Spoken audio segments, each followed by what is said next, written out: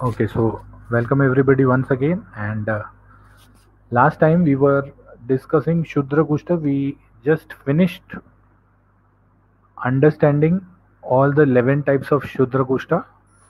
I have observed that in the last lecture, the last two slides have been muted. I don't know why, but that is why these last two slides I am discussing or describing again. So the Shudra Kushta named Visfotak, also known as some Acharya have labeled this as Kaksha. So this Visfotak is a Shwet Arun Pidika. Here you see the Arun Varna and the Pidika is Shwet. It is तनुत्वक, ऊपर की जो चमड़ी है वो बहुत ही नाजुक या बहुत ही पतली होती है, which you can again see here. And inside there will be, this is what, this is not pus, this is not pus, this is a srav which is inside. So Visfotak Kushta correlates with herpes zoster. Herpes, why it is called Kaksha? Kaksha it is called because just below the armpit in the line of the ribs, it comes in the direction of a rib. It will catch hold of one nerve and it will start from the armpit and it will come in the front towards the navel. इसको नागिन भी कहते हैं, नागिन. तो ये नागिन जो है, ऐसा कहा जाता है कि दोनों बाजू से आई और अगर पूरा राउंड हो गया तो आदमी मर जाता है, लेकिन ऐसा कुछ नहीं होता. ये सब धारणाएं होती हैं. Herpes zoster is a disease which is self-limiting. It is a viral disease, self-limiting. It goes away in 21 days approximately from 14th day.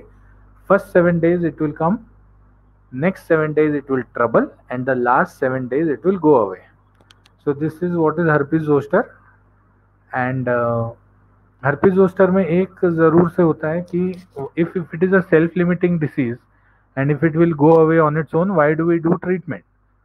We do treatment because herpes zoster में वो जो nerve है that gets inflamed, and that inflamed nerve will cause trouble even after the zoster infection goes away up to 3 to 6 months.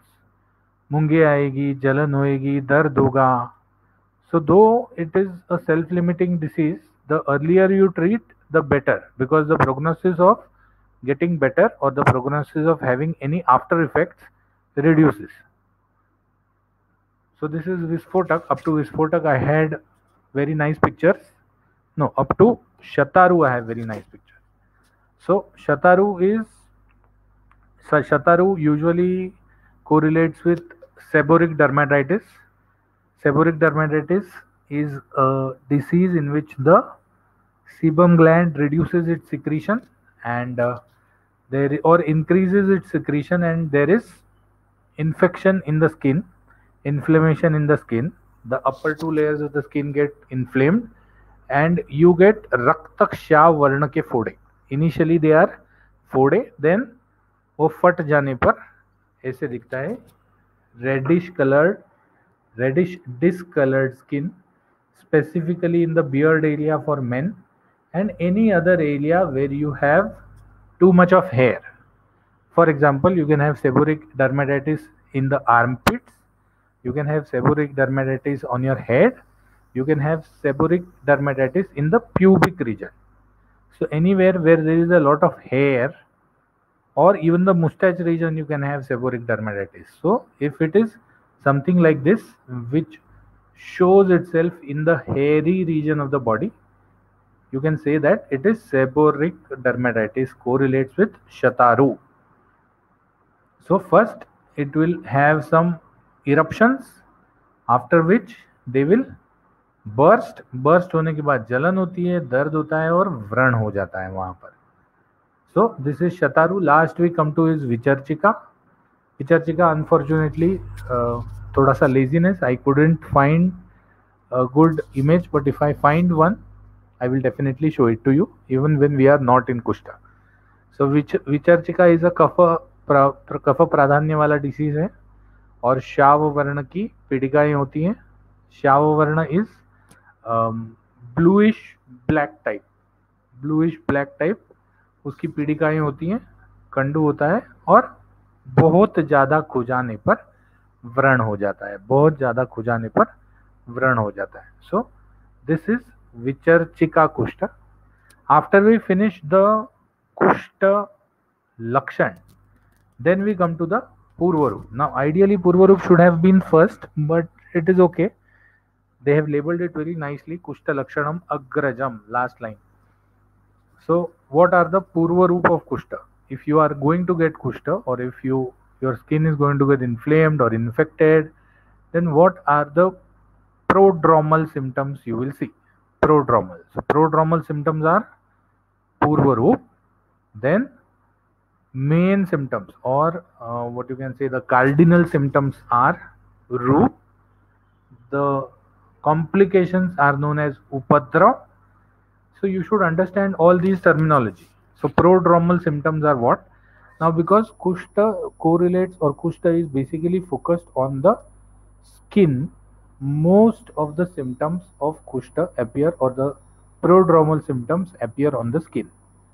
कुष्ठ में सभी पूर्व रूप जो हैं वो चमड़ी के ऊपर या उस पार्ट के ऊपर दिखने वाले हैं. देर आर सम लाइक श्रम एंड ब्रह्म, सॉरी श्लम एंड क्लम, which can be generalised, but most of the symptoms are localise symptom.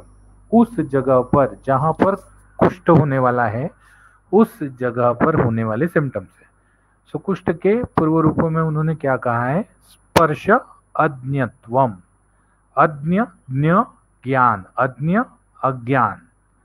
सो स्पर्श का ज्ञान नहीं होना, स्पर्श अज्ञत्वम. अति स्वेदो, स्वेद बहुत आना, उस एरिया में उस पार्ट में स्वेद ज्यादा आना, इज ऑल्सो अ पूर्व रूप ऑफ कुष्ठ. अति स्वेदो न वा, या स्वेद बिल्कुल भी नहीं आना, या तो ज्यादा स्वेद आना या तो बिल्कुल भी स्वेद नहीं आना, ये कुष्ठ का पूर्व रूप बताया है. वैवर्ण्यम, वैवर्ण्यम उन्नति ही. वैवर्ण्य मतलब नॉर्मल कलर, नॉर्मल कलर जो है स्किन का वो लूज हो जाता है. Now what is the normal colour? Normal colour can very between different persons. If you catch a female from America, she'll have a whitish tone. If you catch a person from Kerala, she will have a, or he will have a blackish tone. If you catch a person from Africa, he will have a coal black tone. If you catch a person from the north or the west, he will have a wheatish tone. So what do you mean by वैवर्ण्य? मतलब black आदमी है तो उसको वैवर्ण्य क्या होगा, wheatish आदमी है तो उसको वैवर्ण्य क्या होगा, उसके बाद गोरा आदमी या औरत है तो उसको वैवर्ण्य क्या होगा. सो सिंपल है, वैवर्ण्य का simplest definition is when the skin tone of the affected area does not match the skin tone of the other area. When the skin tone of the affected area does not match the skin tone of the other area. For example, if you are a wheatish tone person and your skin turns black or your skin turns dark brown, that is a Vaivarnya. If you are a black person from Kerala and if your skin turns brown, though brown is a normal color, it is a Vaivarnya for that person. Though you are coal black like a Negro and you get a whitish discoloration like an American person, it is also a Vaivarnya. So Vaivarnya means you losing your normal skin color. फिर उन्नति ही, उन्नति मतलब ऊपर उठना, उन्नति हो गई मतलब ऊपर उठना. तो क्या ऊपर उठता है? स्किन का जो स्तर है वो ऊपर उठ जाता है. You will have either blisters, you will have either eruptions, you will have either inflammatory changes, or you will have dermographism, or you will have what you say, pustules. So one way or the other, your skin of the affected area is going to rise above the surface of the other nearby parts. So if you have a kushta on the forearm, if you have a kushta on the forearm, the area which is affected by kushta will rise. ठीक है, सबसे common हर एक को कभी न कभी हुआ हुआ कुष्ठा is dermographism, which is a skin allergy. So dermographism में क्या होता है कि डर्मोग्राफिज्म में वो स्किन में खुजली आना चालू हो जाती है और स्किन पे एक नक्शा बन जाता है, एक नक्शा बन जाता है। या फिर मच्छर काटना, मच्छर is something which we all have in cloud, all throughout cloud we have मच्छर। तो मच्छर काटना, मच्छर काटने के बाद डर्मोग्राफिज्म आ जाता है, एक छोटा सा इन्फ्लेमेटरी उत्सेद आ जा रहा है। So that is dermographism. So how will you Vaivarnya you can check with the eyes, Ati Svedo you can ask, Asvedo we can ask, Adnyatvam, Sparsha Adnyatvam, how you are going to check it? Simple, एक टांचनी या all pin या pin लेना, उस area में चुभा के देखना, रोगी को आंख बंद करने को बोलना है और फिर पूछना है कि मैंने सुई चुभाई है या नहीं चुभाई है, whether I have put the pin or not. So first put the pin and ask, then don't put the pin and ask. So a lack of sparsha doesn't mean that he should not understand the pin only. जैसे मैंने pin लगाया, उसने बोला sir मुझे pin चुभ गया, या फिर there will be one more issue that अगर मैंने पिन लगाया और उसने बोला पिन नहीं चुभा। तीसरा इवेंट तब आता है जब आपने पिन नहीं लगाया और उसने बोला सर पिन चुभा, तो दैट इज ऑल्सो स्पर्श अज्ञत्वम। Now how you differentiate, I will tell you a very nice story. When I was doing MD, मेरा जब एमडी चल रहा था 2002 में, तो what is one of the main indications of leprosy? The main indication of leprosy is that the nerves are inflamed so much that they don't carry any pain sensation. They don't carry any pain sensation. तो इसीलिए leprosy की किसी भी patient को affected area में अगर आप pin चुभाओगे, तो if he feels he is not lepromatous, if he doesn't feel, there are chances that he has a leprosy. Okay, तो हमारे एक सर थे जो रसशास्त्र पढ़ाते थे हमको, तो उनकी एक मौसी या काकी कोई आई थी, तो उस टाइम पे the only person in the whole college who had a very nice skin experience was me. तो इसीलिए मुझे बुलाया गया, मुझे बोला यार ये देख क्या है। तो मैंने देखा, because I had done a 9 or 10 month skin post in which I used to see 60 patients in a day for skin only. तो of course I was not practicing but I was assisting a doctor. तो फिर मैंने देखा उनको, मैंने उनको पूछा कि क्या होता है? बोला कोई तकलीफ नहीं है, तकलीफ कुछ नहीं है, सिर्फ ये ऐसा डर्मोग्राफिज्म आया है, ब्रिक रेड कलर हुआ है और ऐसा है, चेहरे पे था उनके, it was all around the face. तो मैंने बोला सर एक पिन मिलेगा? तो सर ने एक पिन ला के दिया, मैंने उनके चेहरे पे लेफ्ट हैंड साइड पे पिन चुभाया। फिर मैंने उनको पूछा कि मौसी पिन चुभ रहा है? तो उन्होंने बोला हाँ चुभ रहा है। फिर मैंने वापस पूछा मौसी पिन चुभ रहा है? तो उन्होंने बोला हाँ चुभ रहा है। फिर तीसरी बार वापस पूछा, उन्होंने बोला चुभ रहा है। तो फिर मैंने सर को बोला, सर बोला ये लेप्रेसी है। तो सर ने बोला तू पागल है, उनको हर बार तो पिन चुभ रहा था, तू कैसे बोल रहा है लेप्रेसी है? हर बार तूने चेहरे पे पूछा पिन चुभ रहा है क्या? उन्होंने बोला हाँ पिन चुभ रहा है, तो और तुम बोल रहा है लेप्रेसी है। मैं बोला सर वो बोल तो रहे हैं कि पिन चुभ रहा है, लेकिन मैंने पिन चुभाया ही नहीं है। तो in the face, when you get leprosy on the face, this is something to understand. When you get leprosy on the face, in other parts of the body, the nervous supply is not too much. That is why sparsha adnyatvam means pin चुभाएंगे और समझेगा नहीं, but specifically in the face where the nervous supply is very very strong, तो उसमें क्या हो जाता है, जैसे hydra everybody knows, hydra has a circular nervous system which goes round and round is body. तो जैसे हाइड्रा में कोई एक स्टिमुलस आ जाएगा तो it will keep on roaming, in the nervous system. तो वैसे ही जब चेहरे पे लेप्रेसी हो जाती है, if you are suspecting leprosy, तो जब चेहरे पे लेप्रेसी हो जाती है तो it is a hyper activated nervous system.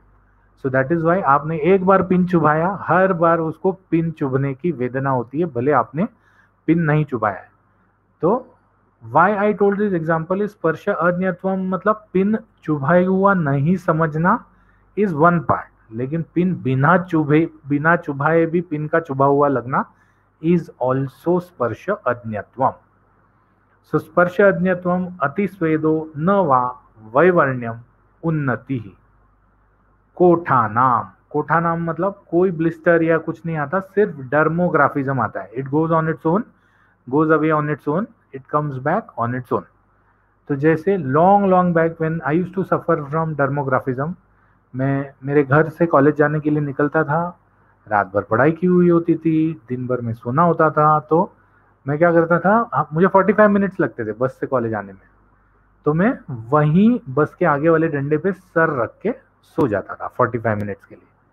और जब मैं उठता था तो उस डंडे का पूरा मार्क मेरे माथे पे होता था, जैसे मैंने कोई शंकर जी का ये लगाया हो, तिलक लगाया हो, लाल लाल कलर का एक पूरा मार्क होता था. इतना कि अगर मैं उसको हाथ लगाऊं तो I use to feel it. That is कोठ. कोठ मीन्स नथिंग. कोठ means the skin increase in the skin level which you get after suppose a mosquito bite or any insect bite. any insect bite के बाद जो भी उत्सेद आता है उसको कोठ कहते हैं. तो कोठा नाम लोम हर्षश्च. लोम इज रोम, हर्ष मतलब खुशी. अब खुशी में हम क्या करते हैं, खड़े हो जाते हैं, नाचते हैं, ताली बजाते हैं. तो वैसे हमारे जो रोम है, बॉडी के जो हेयर्स हैं, वो खड़े हो जाते हैं. खड़े हो जाते हैं मतलब जिसको हम गूज बम्स कहते हैं या रोंगटे खड़े हो जाना कहते हैं. तो कोठा नाम लोम हर्षश्च. कंडू एवरीबडी नोज, खुजली. तोद, तोद मतलब सुई चुभने जैसी वेदना. तोद मतलब सुई चुभने जैसी वेदना. तो तोद. श्रमः क्लमः. Now as I said, these two symptoms are only the generalise symptoms और जनरलाइज प्रोड्रोमल पूर्व रूप ऑफ कुष्ठ. Most of the other symptoms are localised in the particular part. तो श्रम सबको पता है शरीर थक जाना, क्लम सबको पता है मन थक जाना. व्रणानाम अधिकम शूलम. तो सबसे पहले व्रण आता है, मतलब व्रण इज ऑल्सो अ पूर्व रूप ऑफ कुष्ठ. और नॉट ओनली दैट व्रण, उस व्रण में, व्रणानाम व्रण में अधिकम शूलम ज्यादा दर्द होना.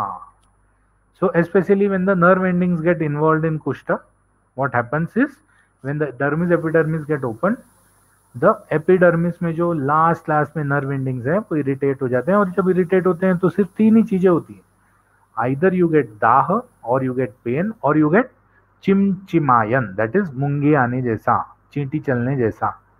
सो nerve ending is irritated, only three things.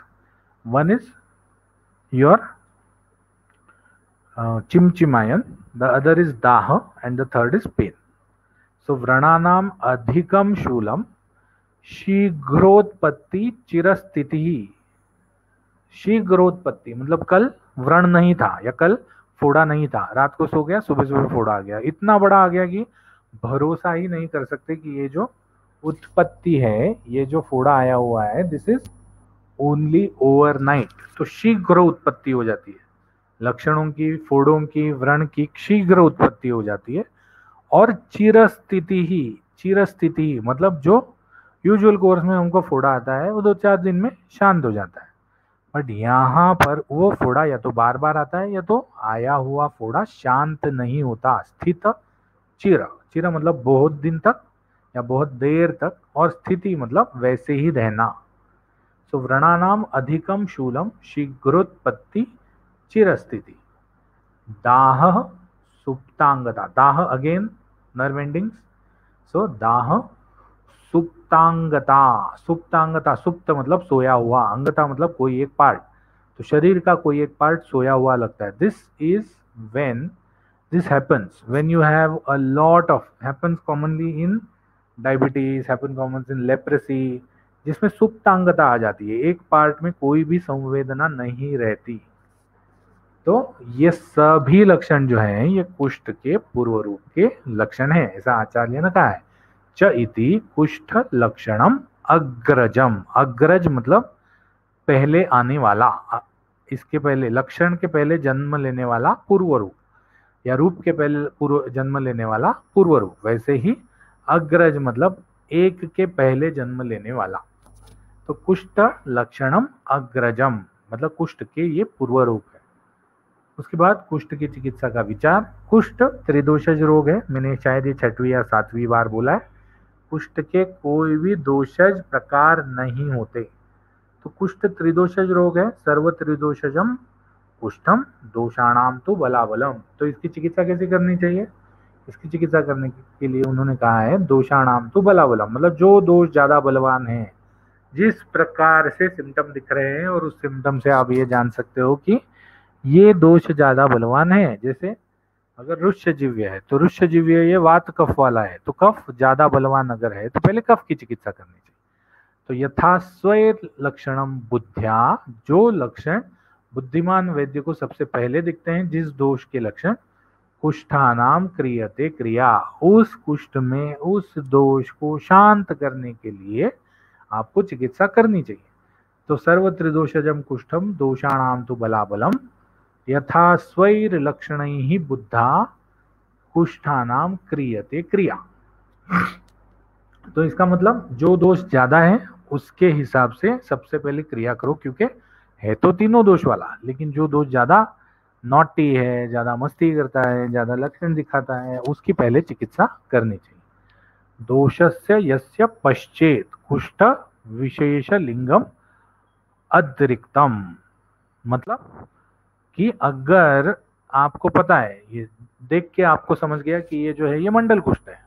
अब मंडल कुष्ठ जो है उसमें पित्त बढ़ा हुआ होता है, तो या तो आप कुष्ठ से अंडरस्टैंड करो कि ये मंडल कुष्ठ है, कुष्ठ में पित्त बढ़ा हुआ होता है, या वात पित्त कारक ये है, तो इसमें पित्त की चिकित्सा पहले करनी चाहिए। या फिर अगर मंडल कुष्ठ है और उसमें वात के लक्षण ज्यादा दिख रहे हैं, लक्षण शूल हो रहा है, तोड़ हो रहा है, संकोच हो रहा है, तो लक्षण अगर वात के ज्यादा दिखते हैं तो वात की चिकित्सा करो। सो that means they are saying that treatment of kushta is twofold. You can do twofold treatment of kushta.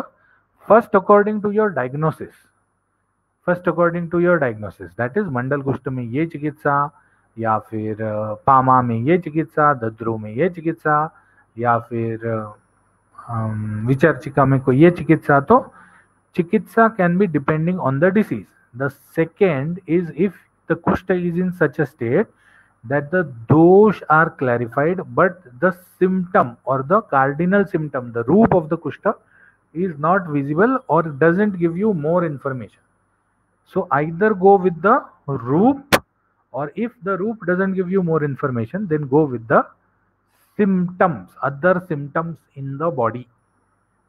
तो इसीलिए उन्होंने कहा है कि दोषस्य यस्य पश्चेत, जो दोष दिखे या जो दोष ज्यादा दिखे, पश्चेत मतलब दिखना, कुष्ठेषु विशेष लिंगम अद्रिक्तम, मतलब या तो कुष्ठ को देख के या तो उसके बड़े हुए दोष के लक्षण को देख के।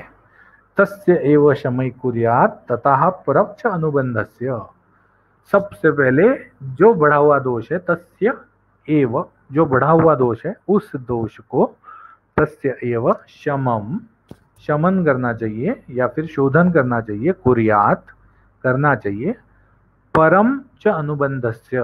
तो अगर वात कफ प्रधान है, तो वात अगर ज्यादा लक्षण दिखा रहा है तो सबसे पहले वात का शोधन करना चाहिए, बस्ती देके या अनुलोमक द्रव्य देके। उसके बाद पित्त का शमन करना चाहिए, तो परम अनुबंधस्य मतलब जो गौण दोष है, कम पावर वाला दोष है, उसको ध्यान रख के उसको हमको बाद में चिकित्सा करनी चाहिए, आफ्टर द फर्स्ट इंपॉर्टेंट दोष विच वी आर सीइंग। कुष्ठ विशेषैर दोषाः दोष विशेषैः पुनश्च कुष्ठानि ज्ञायन्ते हेतुस्तांश्च प्रकाशयति। मतलब इस प्रकार से कुष्ठ के विशेष में जो 18 प्रकार के कुष्ठ बताए हैं, या तो उसके डायग्नोसिस के हिसाब से, या तो जो दोष बढ़ा हुआ है वो कुष्ठ को छोड़ के और क्या क्या सिम्टम लाता है उसके हिसाब से, न्यायन्ते पुनश्च कुष्ठानि न्यायन्ते, उस हिसाब से कुष्ठ का ज्ञान करो, और तैर हेतुस्तांश प्रकाशयति, फिर उसके हेतुओं को भी देखो कि इसने वात प्रकोप का आहार खाया है या पित्त प्रकोप का खाया है। अगर पित्त प्रकोप खाया है तो शायद ये डिसीज अलग हो सकता है, और अगर वात प्रकोप की खाया है तो ये शायद इस डिसीज जो है वो वात प्रबल या वातोल्बण कुष्ठ है, वात जिसमें अधिक है, ऐसी कुष्ठ है। तो there are 3 ways in which you can diagnose and treat. The first way is to look at the hetu, or rather even before that, the first way is to look at the symptom. That okay, this is mandal kushta, this is sidma kushta, that is vicharchika, this is pama, this is shataru. तो जो क्या कहते हैं उसको, जो लक्षण उस कुष्ठ के दिख रहे हैं, एक तो उससे जानना चाहिए कि चलो शतारू है तो ये पित्ताधिक्य वाला है, ठीक है। उसके बाद second way is to, when you're not able to understand the disease but you can understand the symptoms, you can get the purva roop of kushta and you can understand the symptoms. So that is the second way of diagnosis or treating kushta.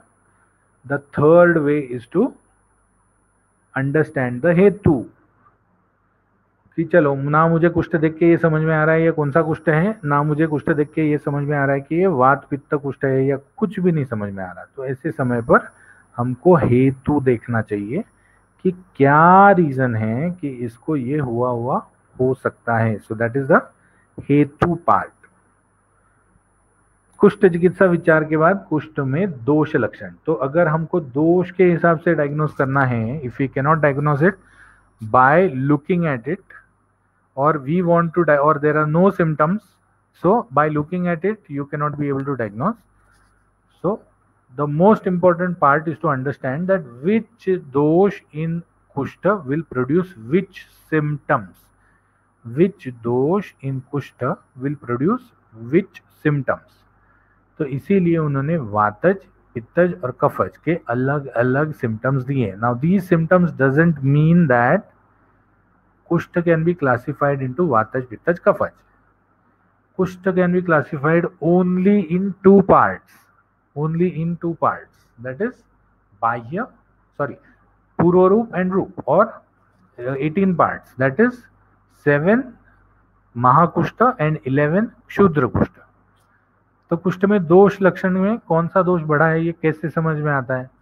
तो अगर वात दोष बढ़ा है, खर भावो हर्ष Shaw अरुणत्वच कुष्ठेशु वात लिंगानी, मतलब कुष्ठ में वात के सिम्टम्स क्या होंगे या बढ़ा हुआ वात के सिम्टम्स क्या होंगे? तो उन्होंने कहा कि रौक्षम, शोष, तोद, शूल, संकोचनम। Just a moment, let me have some water.